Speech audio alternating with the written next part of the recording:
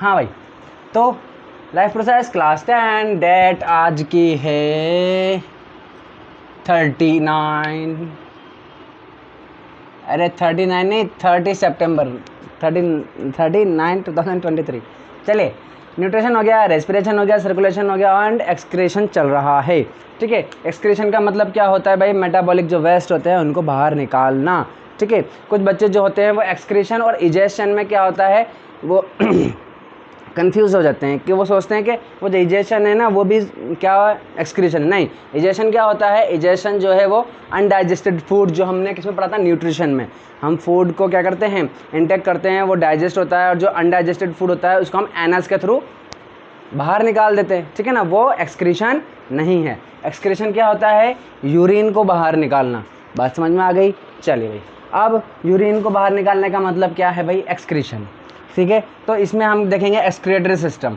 Excretory system में क्या क्या आता है? 2 किडनी आ जाती है। ठीक है, फिर आपका ये जो यूरेटर है, ये यूरेटर आ जाता है, ये गॉल ब्लैडर है। ठीक है ना, और गॉल ब्लैडर के बाद ये यूरेथ्रा है। चलिए,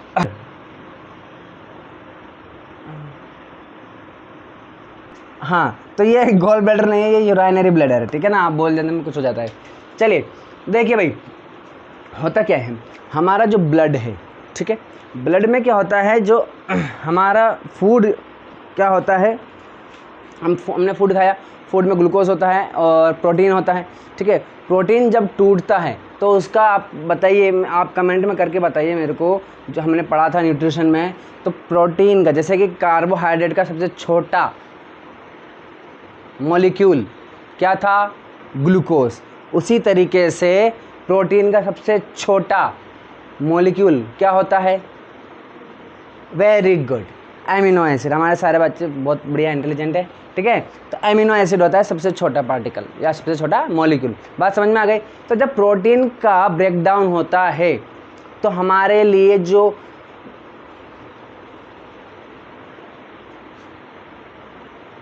रुक जाओ, क्या बोल रहा था मैं? हाँ, तो हमारे ब्लड में, हाँ, जो फूड जो होता है ना, तो सबसे छोटा मॉलिक्यूल कार्बोहाइड्रेट का क्या होता है? ग्लूकोज होता है। ठीक है, और प्रोटीन का सबसे छोटा मॉलिक्यूल क्या होता है? एमिनो एसिड होता है। लेकिन जब वो ब्रेकडाउन होता है उसका, जब वो टूटता है क्या? प्रोटीन, तो एमिनो एसिड जो हमारे लिए क्या होता है? बेनिफिशियल होता है। उसके साथ साथ एक हार्मफुल प्रोडक्ट भी बनता है या हार्मफुल मॉलिक्यूल भी बनता है, जिसको हम क्या बोलते हैं? अमोनिया। बात समझ में आ गई? एमिनो और यानी कि प्रोटीन टूट करके एमिनो एसिड और अमोनिया बनाता है। वो अमोनिया ब्लड में घुल जाता है। ठीक है ना, हालांकि एमिनो एसिड भी ब्लड में घुल जाता है। वो एमिनो एसिड फिर कहाँ चलता है? पूरे सेल के पास चला जाता है। लेकिन वो जो अमोनिया है, वो अमोनिया ब्लड के साथ साथ ये कहाँ जाता है? ब्लड में फ्लो होकर के किस में जाता है? किडनी में जाता है। ठीक है ना, ये दिख रहा है आपको एओर्टा और ये वेना कावा। ठीक है, हमने पढ़ा था इसके बारे में। तो एओर्टा के थ्रू कहाँ चला जाता है? देखिए, अभी वो अमोनिया किस में है? एओर्टा में। एओर्टा में जो ब्लड है उसके अंदर है। ठीक है, तो ये एओर्टा के थ्रू कहाँ जाएगा? किडनी के अंदर जाएगा। ठीक है, अब किडनी के अंदर जा कर के, sorry, I am very sorry, ठीक है, किडनी में नहीं जाएगा, लीवर में जाएगा। कहाँ जाएगा? लीवर में।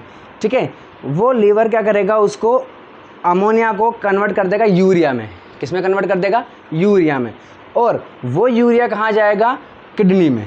ठीक है, फिर उसमें ब्लड वाटर मिक्स होकर के वो क्या बन जाता है? यूरिन बन जाता है। ठीक है ना, यूरिया में और यूरिन में कितना सा डिफरेंस है कि यूरिया जो है वो थोड़ा सॉलिड में होता है, सॉलिड पार्टिकल्स या थोड़ा कंसनट्रेटेड फॉर्म में होता है वो। उसमें अगर हम वाटर मिक्स कर देंगे तो वो क्या हो जाएगा? यूरिन बन जाएगा। बात समझ में आ गई? चलिए, इतनी बात समझ में आ गई होगी आपके। और अमोनिया वो बहुत ज़्यादा टॉक्सिक होता है, बहुत ज़्यादा हार्मफुल होता है। किसके कंपैरिजन में? यूरिया के कंपैरिजन में। इसीलिए जो हमारा वो लीवर है वो क्या करता है? अमोनिया को कन्वर्ट कर देता है किस में?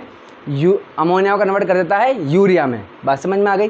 ठीक है, और फिर यूरिया किस में कन्वर्ट हो जाता है? यूरिन में। ठीक है, और फिर वो यूरिन एओर्टा के थ्रू कहाँ जाता है? किडनी में जाता है। और किडनी में क्या होता है? वो फिल्टर हो जाता है। फिल्टर होकर के, यानी कि जो फिल्टर होने का मतलब क्या है? ब्लड में से वो जो यूरिन है वो अलग हो जाएगा और ब्लड जो है वो साफ़ हो जाएगा। और जो साफ़ वाला ब्लड है, देखिए एओर्टा के थ्रू, ये एओर्टा है, एओर्टा से कहाँ चला गया? किडनी में। यहाँ से भी देखिए ये एओर्टा है, यहाँ से किस में चला गया, इधर किडनी में चला गया, ठीक है ना। ब्लड कौन सा वाला, यूरिन वाला। और यहाँ पर क्या हो जाएगा, किडनी में ब्लड जो है वो फिल्टर होगा, फिल्टर होकर के यूरिन अलग हो जाएगा और ब्लड, साफ ब्लड अलग हो जाएगा। और जो साफ ब्लड है वो वापस कहाँ से, ये वेना कावा, वेना कावा यानी कि हमारी जो वेन है उसके थ्रू वापस बाहर आ जाएगा। और ये हमारी बॉडी में फिर कौन सा जो प्योर ब्लड है वो मतलब सर्कुलेट होता है। बात समझ में आ गई। चलिए, और वो जो यूरिन है जो यहाँ पर फिल्टर हुआ है वो किडनी में से होकर के कहाँ चला जाता है, इस यूरेटर में चला जाता है। ये यूरेटर एक इधर से और एक इधर से, यूरेटर में के कहाँ जाके हो जाता है वो कलेक्ट, यूरिनरी ब्लैडर में जाकर के वो कलेक्ट हो जाता है। और फिर यूरिनरी ब्लैडर के थ्रू ये यूरिनरी ब्लैडर जो है वहाँ से यूरेथ्रा के थ्रू कहाँ चला जाता है, बाहर हम अपनी बॉडी से उसको निकाल देते हैं, ठीक है। और ये यूरेथ्रा क्या है, जो पेनिस होता है, पीनस जो होता है उसके अंदर ही ये जो डक्ट होती है, ये डक्ट होती है और उससे हम क्या कर देते हैं, यूरेथ्रा से बाहर निकाल देते हैं, ठीक है। एक बात मैं बता दूं आप लोगों को कि फीमेल में ऐसा नहीं होता है, ठीक है। मेल में क्या होता है ना, मेल में स्पर्म और यूरिन को रिलीज़ करने के लिए कॉमन पाथ होता है। बात समझ में आ गई। लेकिन फीमेल में ऐसा नहीं होता है। फीमेल में यूरिन को रिलीज़ करने के लिए अलग पाथ होता है, ठीक है, और रिप्रोडक्शन के लिए अलग पाथ होता है जिसको हम विजाइना बोलते हैं। बात समझ में आ गई, ठीक है। तो यहाँ पर मेल और फीमेल में अलग अलग होता है, ठीक है। इतनी बात समझ में आ गई। अब यह तो बात समझ में आ गया कि किडनी में क्या होता है, फिल्ट्रेशन होता है और वो फिल्टर होकर के यूरिन यहाँ से फिर यहाँ पर बाहर चला जाता है, ठीक है। इतनी बात समझ में आ गई। अब ये यूरिनरी ब्लैडर क्या करता है, यूरिनरी ब्लैडर में ये कलेक्ट होता है, ठीक है, कलेक्ट होता रहता है और एक टाइम आता है जब ये फिर ये क्या होने लग जाता है, एक्सपांड होने लग जाता है। जैसे ही एक्सपांड होने लगता है तो हमें अर्ज फील होता है। अर्ज बोले तो क्या, पेन फील होता है, हमें लगने लग जाता है कि हाँ हमें यूरिन को एक्सक्रीट करने की ज़रूरत है, ठीक है ना। वो जो पेन है वो फील होने लग जाता है। और वो पेन फील क्यों होता है, क्योंकि इसके ऊपर ये जो मसल से बना होता है और इसके ऊपर क्या होता है, न्यूरॉन्स होते हैं, नर्व्स होती हैं, वो हमें सिग्नल देती हैं कि अब रिलीज़ करने की ज़रूरत है। बात समझ में आ गई। चलिए, अब किडनी के अंदर क्या होता है, अब किडनी के अंदर यहाँ जाते हैं हम लोग। किडनी के अंदर होते हैं ये मेड्यूलाज, मेड्यूलाज के अंदर क्या होते हैं, ये न्यूरॉन होते हैं, ठीक है, नेफ्रॉन, सॉरी क्या होता है, नेफ्रॉन होता है।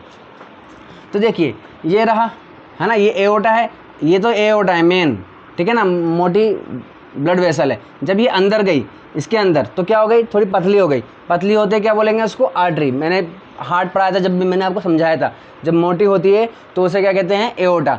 और जब पतली होती है, जब वो डिवाइड होकर के, तो उसको आर्टरी बोलते हैं। अब रेनल का मतलब क्या होता है, रेनल का मतलब होता है क्या, किडनी।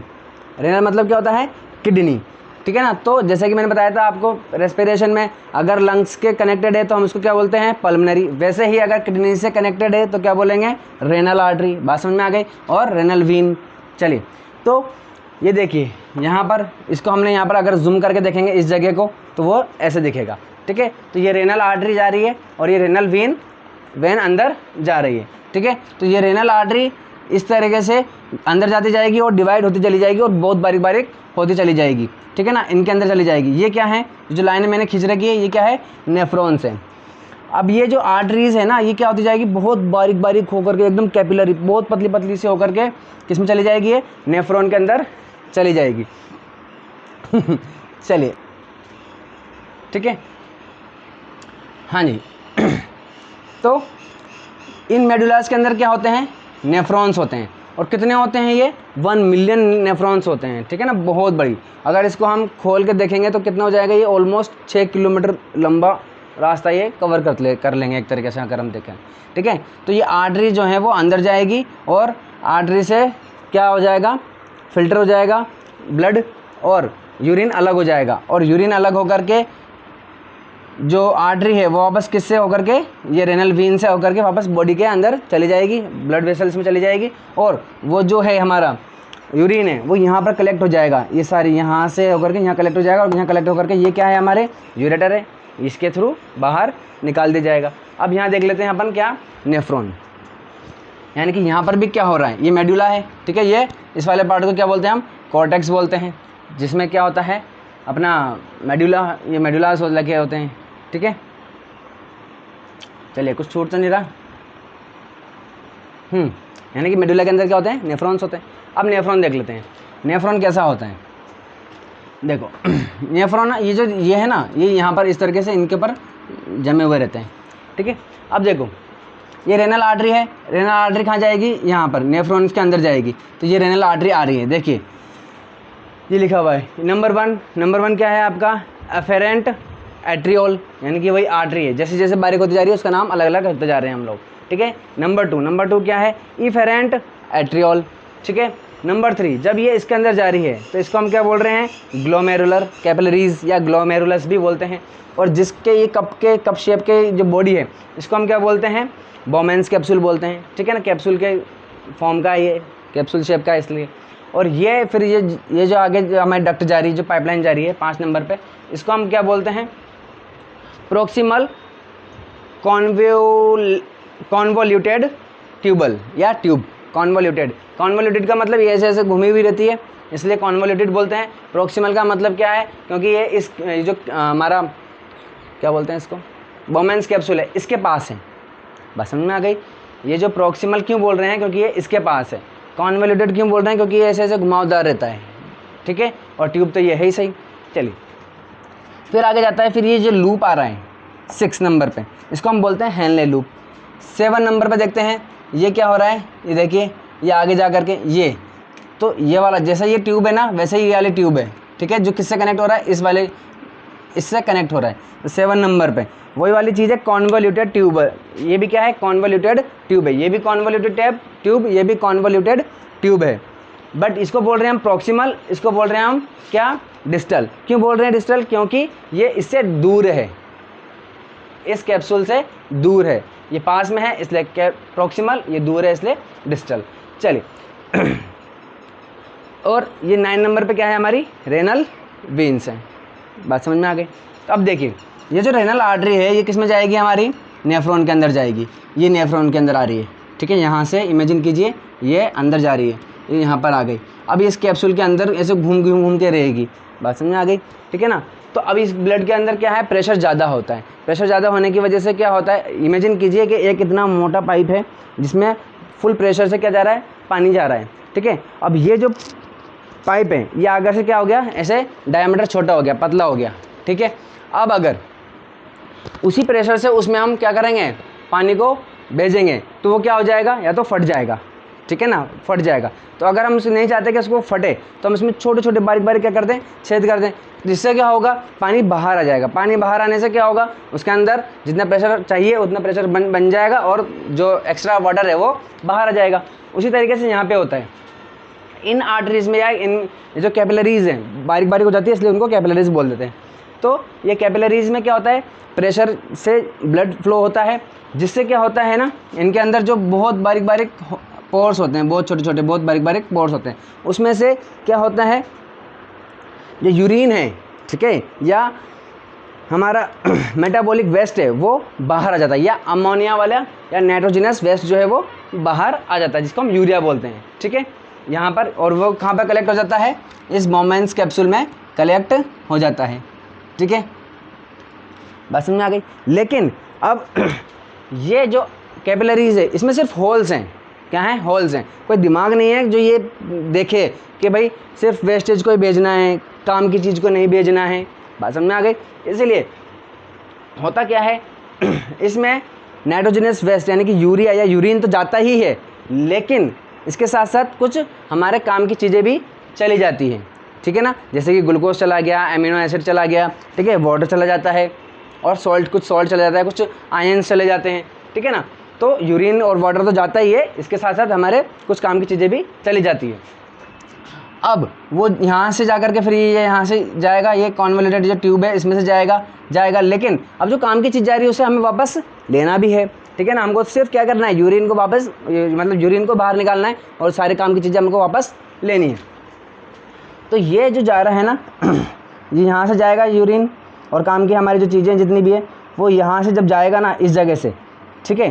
तो देखिए ये आर्टरी, ये जो आर्टरी है ये हमारी, ठीक है, एट्रियोल है, ये यहाँ से वापस ये देखिए ये जा रहा है, तो ये जब ये वापस जा रहा है ना, तो ये क्या कर रहा है, देखिए इन सब के कांटेक्ट में है ये जो हमारी कॉन्वोल्यूटेड ट्यूब है, हमारी जो हैनले ट्यूब है, इनसे कांटेक्ट में है ये। देखिए आप समझ में आ रही है बात, इनसे कांटेक्ट में क्यों है ये, क्योंकि जब ये यहाँ से फ़िल्टर हुआ है फ़िल्टर हुआ है तो इसमें काम की चीज़ें भी हैं। तो जब ये यहाँ से जाता है ना, तो हमारी ये जो आर्टरी है, ये देखिए इनसे कांटेक्ट में है ये, यहाँ पर इस जगह पर, तो इनसे वापस ये क्या कर लेता है, हमारे जो ग्लूकोज, एमिनो एसिड और आयंस हैं, मिनरल्स से जो भी हैं, वो वापस क्या कर लेता है, वापस उसको एब्जॉर्ब कर लेता है। और अगर एक्स्ट्रा वाटर चला गया तो वो भी थोड़ा सा एब्जॉर्ब कर लेता है, ठीक है।